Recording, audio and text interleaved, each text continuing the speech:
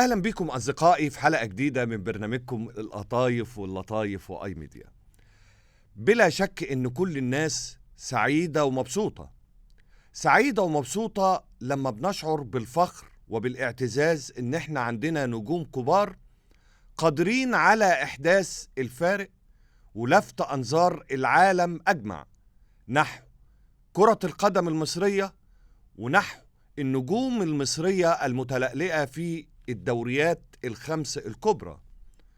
كلنا تابعنا محمد صلاح صاروخ الشرق ومواصلة تحطيمه الأرقام القياسية وإبداعاته داخل البساط وقدرته على قيادة ليفربول الفريق العريق وتصدره المشهد في الدوري الإنجليزي بعد فوزه على أستون فيلا العنيد 2-0. شفنا الانطلاقة العبقرية في الهدف الأول اللي طبعا صلاح تعرض فيه لإعاقة واضحة تماما من مدافع أستون فيلا.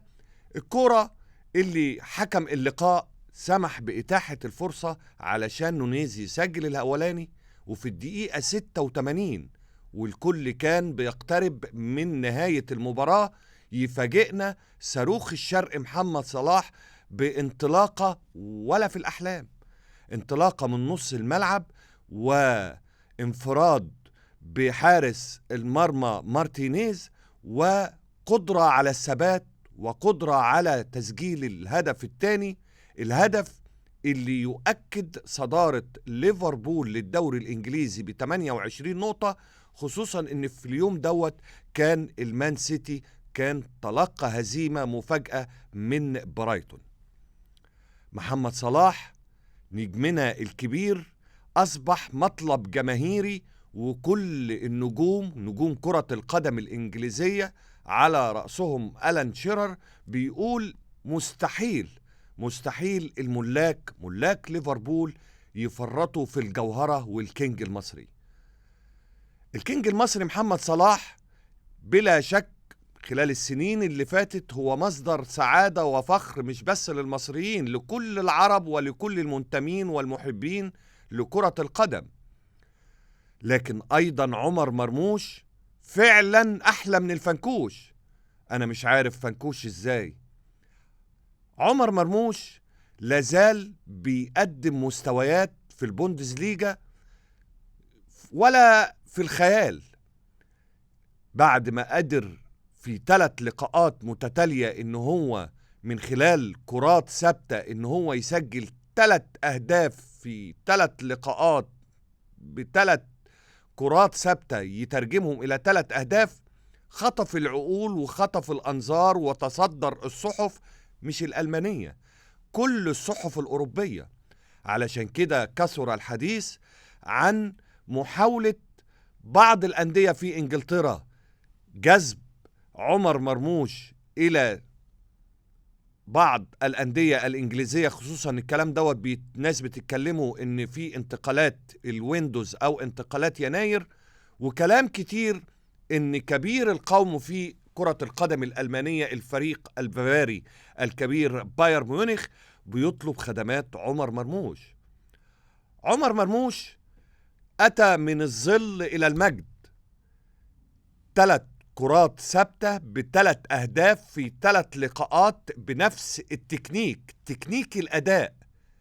حضراتكم فاكرين النجم الشهير ديفيد بيكهام اللي كان ليه ستايل خاص متفرد في تنفيذ الكرات الثابتة وفي تنفيذ حتى الركنيات. عمر مرموش بنفس التكنيك 3 أهداف في 3 لقاءات متتالية، أول هدف أمام بوخوم ثم سلافيا براغ ثم شتوتجارت. 3 أهداف وضعت عمر مرموش في المرتبة الثالثة كثالث هداف في الدوريات الخمس الكبرى. ليفاندوفسكي مع برشلونة 14 هدف، هالاند مع السيتي 12 هدف، ثم عمر مرموش بالتساوي مع هاري كين 11 هدف. فخر كبير وإنجاز كبير. ودايما بقول لحضراتكم وحضراتكم عارفين خصوصا مع المهاجمين ان انا بقول الكورة ايه؟ الكورة ارقام. مش بس كده، عمر مرموش مش بس هو ثالث الهدافين في الدوريات الخمس الكبرى، لكن كمان في كرة القدم الحديثة بنتكلم على المساهمات. عمر مرموش يتصدر المشهد في المساهمات حتى على ليفاندوفسكي نجم برشلونة والدوري الأسباني. عمر مرموش 18 مساهمة حتى الآن، بينما ليفاندوفسكي 16، وهاري كين مع بايرن ميونخ برضو 16 مساهمة. إنجاز كبير وشرف كبير، سواء لعمر مرموش اللي بدأ يجذب إليه الأضواء، وبدأ نجوم العالم كمان يتكلموا عليه. وهنا بتذكر التصريح المهم اللي قاله نجم كرة القدم الإنجليزية واين روني، لما قال إذا كان هناك في الدوري الإنجليزي كينج مصري هو محمد صلاح، ففي الدوري الألماني كينج مصري اسمه عمر مرموش. وادي العطايف واللطايف وكل الحلويات والمشكلات. دايما حضراتكم عارفين ان مع اقتراب الفيفا ديت فترة التوقف الدولي، ويبقى عندنا لقاءات لمنتخبنا الوطني الأول، وهناك قائمة سيتم إعلانها من قبل المدير الفني القدير الكابتن حسام حسن، دايما بيبقى فيه اعتراضات، ودايما بيبقى فيه لغط، وبيبقى فيه حسابات وهمهمات ما بين الجماهير، وليه فلان انضم وليه فلان ما انضمش. طبيعي، وشفناه في مواقف كتير. لكن المرة دي المثير والغريب والعجيب إن الحكايات بدأت قبل التوقف الدولي وقبل إعلان قائمة المنتخب الوطني لنجمنا الكابتن حسام، وتحديدا عقب انتهاء لقاء النادي الأهلي وزد في دوري نايل. خرج الدكتور إيهاب الكومي عضو الاتحاد المصري لكرة القدم بتصريح لفت إليه الانتباه، والكل اتكلم عنه، وبدأت المشكلة من هنا لما قال إن أنا كنت بتكلم مع أحد أصدقائي وتوقعنا إصابة إمام، وإن إمام هيصاب ويبقى مش تمام ويبقى غير جاهز للانضمام لمنتخبنا الوطني المصري. هو حقيقي في المباراة فعلا إمام ما كملش 90 دقيقة وخرج في مشهد دراماتيكي وهو مصاب، ولم يستطع استكمال لقاء زد. صح، تمام. لكن المدهش والغريب والعجيب انه فعلا ظهرت القائمة وما فيش فعلا إمام عاشور، رغم ان مسؤولي النادي الأهلي وتحديدا الجهاز الطبي لم يعلن عن إصابة إمام، بل بالعكس صرح الإعلامي القدير الكابتن أحمد شوبير، وهو بلا شك يعلم بواطن الأمور في جدران أو داخل جدران النادي الأهلي، خرج وقال إن إمام عاشور سليم 100%، وإن الكابتن حسام بيقول إن هو طريقة إمام عاشور لا تناسب أداء المنتخب الوطني أو الأفكار الخططية اللي بيأمل الكابتن حسام في تطبيقها مع عناصر منتخبنا الوطني. وهنا في علامة استفهام. ليه؟ لأن احنا شفنا مع الكابتن حسام خلال الأربع لقاءات اللي اتلعبوا في التصفيات إفريقيا، أو خلال البطولات الودية، أو خلال اللقاءات اللي خاضها الكابتن حسام مع منتخبنا الوطني، شفنا احتياج شديد للاعب وسط الملعب بمواصفات رقم 8، مواصفات إمام. وكلنا متفقين، أو الأكثرية منا متفقين، إن إمام من أفضل اللاعبين اللي موجودين في كرة القدم المصرية في مركز رقم 8. ليه؟ لأنه عنده نفس القدرات الدفاعية بكفاءة تعادل نفس كفاءته في قدراته الهجومية، وده تقريبا اللي مش موجود. الموديل ده مش موجود في معظم اللعيبة المصرية. هنا أصبح إمام والكابتن حسام لغز، وفي رؤية من الكابتن حسام بضرورة أو أهمية استبعاد إمام من المنتخب، في حين إن إمام رغم إن كان في فترة من الفترات جمهور النادي الأهلي اللي داعم ومساند لإمام، لكن كان في الفترة الأخيرة زعلان من إمام. لكن إمام في آخر 3 لقاءات للنادي الأهلي بدءا تقريبا من لقاء العين رجع هو إمام، ورجع يبقى موجود، ورجع يبقى ليه إسهامات، ورجع يبقى ليه دور. خلاصة القول إن إحنا عايزين نقول يا كابتن حسام إمام موجود، وإحنا عندنا دايما الفيصل هو الملعب.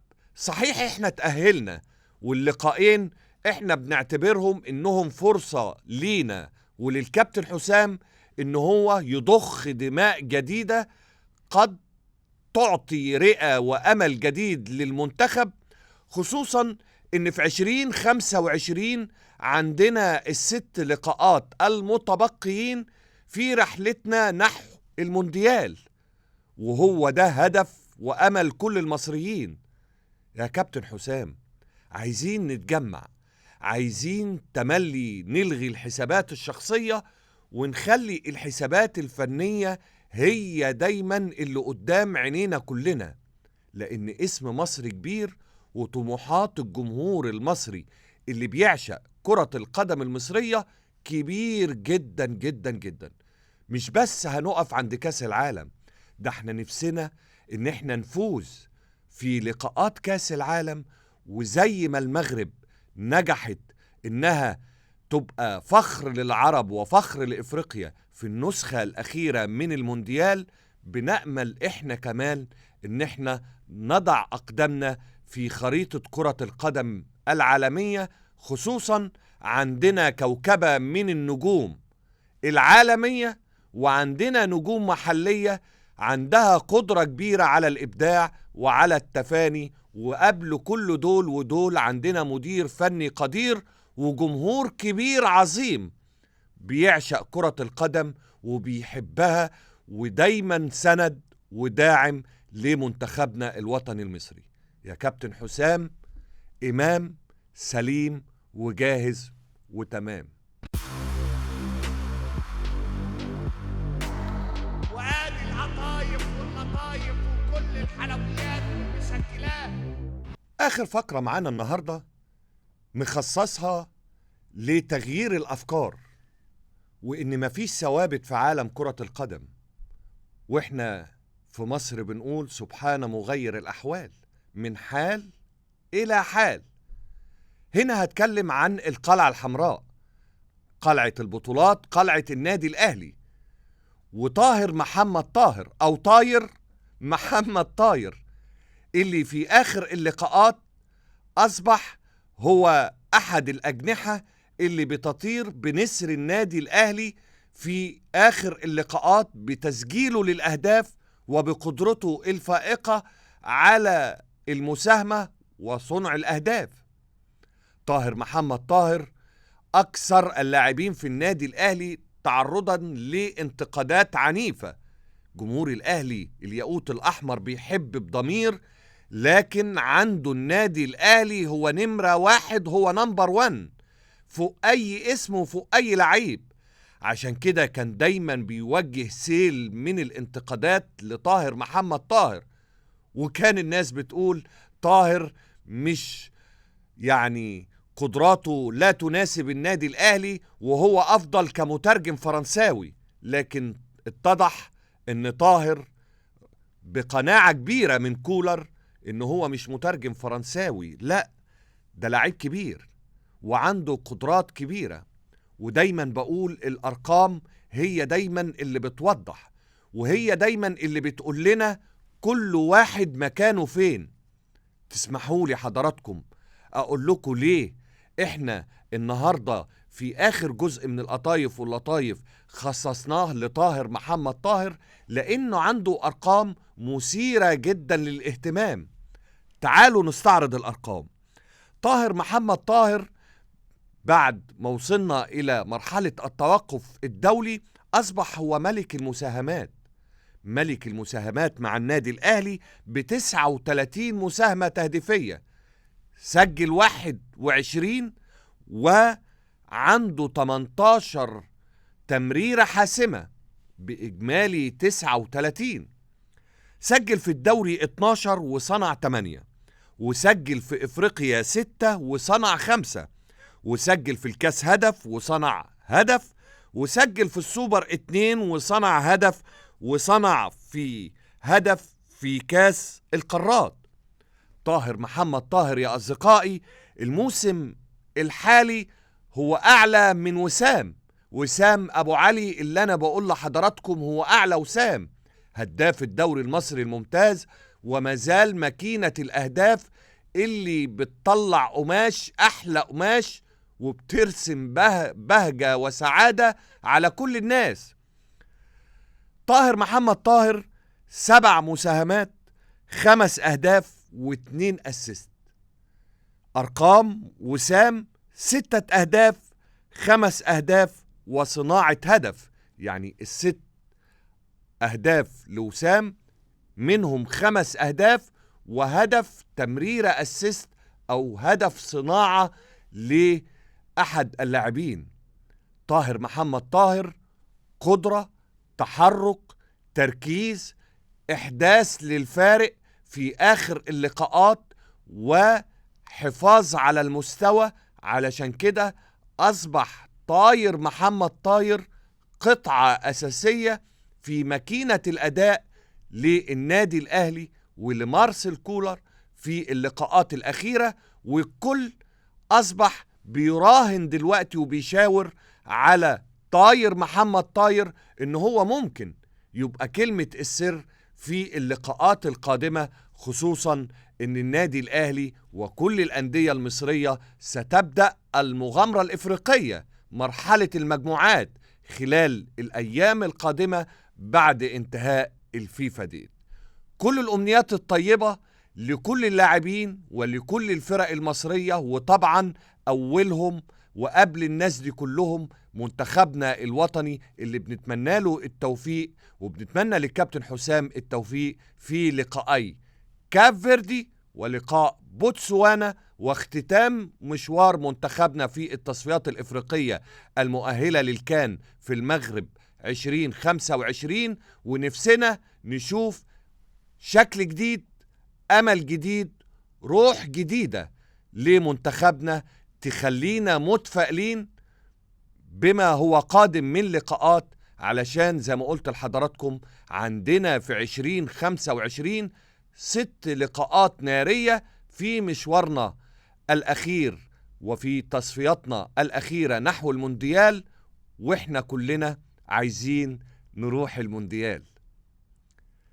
في الأخير بشكركم أصدقائي على حسن المتابعة، على أمل إن شاء الله إن إحنا نتقابل في حلقة جديدة من القطايف واللطايف وآي ميديا.